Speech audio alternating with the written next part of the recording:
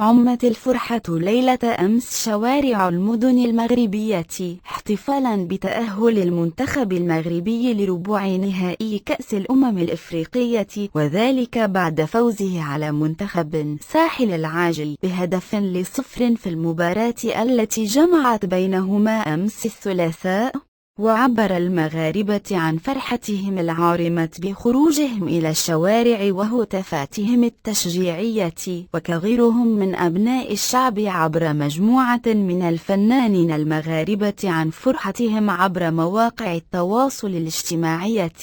من بينهم فنانات عاشقات لكرة القدم المغربية لا يفوت فرصة تشجيع المنتخب الوطني في أي مباراة.